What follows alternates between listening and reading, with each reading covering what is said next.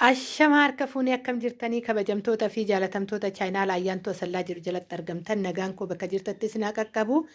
Baga jiraattanii baga eeggamtanii yoo eegdan isiniin jechuun jaaladhaa. Egaa akka har'a meeshaa adda ta'e qabadheen gara keessan dhufee too jira isiniin jechuun jaaladhaa. Egaa viidiyoo kana akka laayik sheer gootan abdiin qaba. Warroonni jaalattan immoo hiriyoota keessaniif sheer godhaa isiniin jedhaa. Egaa wanti haarofti ta'ellee jira, wanti mooyyuu tanaan dura bitamaa jiranis jira waan ta'eef viidiyoo kana irra hin darbina. Akkasuma maashinoota juusititu jira, akkasuma masoobii xiqqoon tureen jira yeroo dheeraa fi fiduu dhiisee ji'oota muraasa fi amma immoo qabadheen dhufeetoo jira.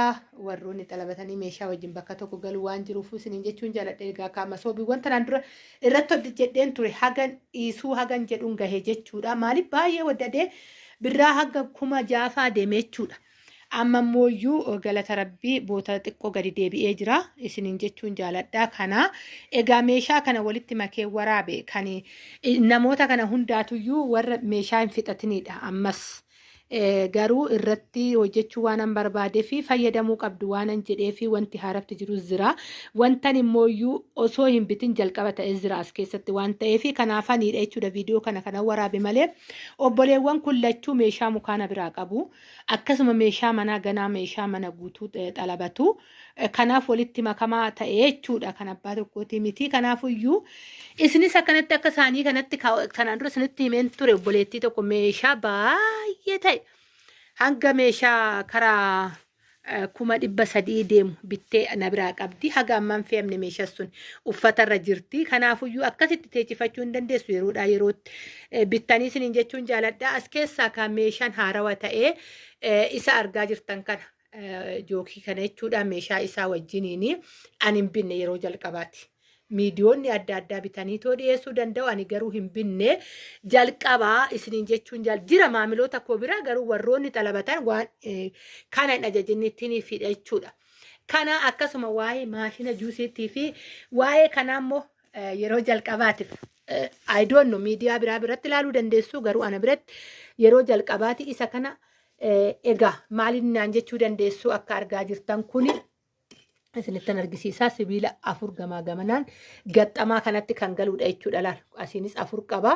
Isinitti mul'ata hidheen qaba. Asirratti gaxxamameet qadaada kanammoo keessatti gadi galeet akka mul'atuufan viidiyoodha jedheetan jechuudha. Kanas keessan seessifnee halbee kana baasetis waan isinitti argisiisuu barbaaduuf jechuudha. Halbeen kun halbee orjinaala waamuu danda'u. Haga ammaa irrasii meeshota alginee jirra. Halbeewwan keessattuu kan warra kaawwaniitii fi kuni garagara. Kwaalitii kan ta'an halbeen kun qara qaba. Tarii isinitti mul'ata ta'ellee hin beeku isinittan argisiisaa jira. Mee lafa godhee odoo isinitti argisiisee qara qaba. Qarri isaa kun immoo inuma kuta. Inuma kutaa qarri isaa kuni qo'ee lafa godhee isinitti argisiisaa. Baay'ee kwaalitii kan ta'e. Isiniin jedhaa meeshota baay'ee waan akkanaa kana biiffedha baheessa.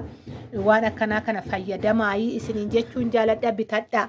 Asuma warri jaalattan egaa kana isiniin jedhaa kan immooyyuu deebisee egaa tartiiban galchan malee ishii jedhee namaaf hin galuu wanni saayizii mataasaa qaba waan ta'eefidha. Dhiifama isiniin jedhaa kunis akkasuma baay'ee bareeda kan ta'e maal qabaa maankaa cilfaa akkuma kaawwanii jechuudha. Guutuu meeshaa qaba. Gaafa walitti qadaadamu fermuuzii fakkaata baay'ee bareeda. Isiniin asitti immoo meeshota juusii argartan biraandii ta'uusaa isinitti argisiisa. Egaa argaa jirtu kuni kan maashinii abbaa jookii lamaatidha. Jookii kana meeshaan isaa as keessa jira akka isinitti mul'atu. Biloon isaa akka hin banneeffan jechuudha. Kanan as keessatti dhiisee kunuun kana as keessatti wal keessatti galeettidha jechuudha. Kan jaaku abbaa juusii jookii lamaatii fi maashinii kan buna daaku tokko wajjiniin jechuudha. Baay'ee meeshaa bareeda ta'ee fi kwaalitii ta'eedha. Isiniin jechuun jaaladhaa. Egaa kaa sagalee Liidiyaattis asumaan dhaggeeffachaa ka baay'ee ka ijoolleen haadharraa fagaachuu yeroo hin barbaannedha. Asitti argartu cilfaawwan kun kwaalitii isaanii kan eeganii baay'ee bareeda kan ta'edha jechuudha.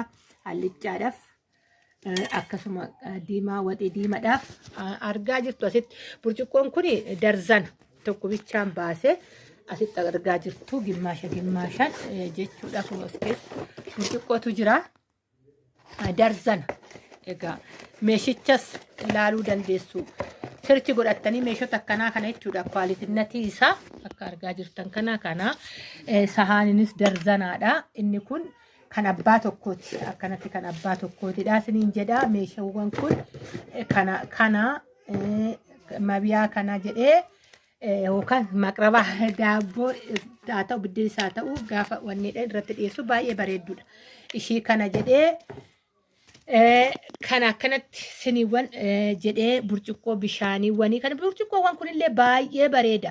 Manaaf bishaan yeroo hundatti fayyadamuuf baay'ee bareeda. Waan akkanaa kana bishaaniif yeroo baay'ee namoota muraasatu yaadata waa'ee bishaan itti dhuguu kana kanuma biiffee kana ariina baay'inaanii. Kana burcuqqoowwan tunillee baay'ee babbareedduu fi bareeda taatedha. Isiniin jechuun jaaladha. Kana shaayiidhaa fi muudii qabulleedha.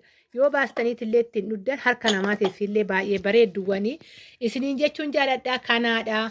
Egaa waa'ee masoobii irratti dubbadheen jira. Kanas irratti dubbadheen jira. Yaada hoo qabaattan ta'e immoo naateechisuu dandeessu. Warroonni immoo ammas xalabachuu barbaadan garaattan bilbilli kee duwwaa 945826745 irraan deebi'a.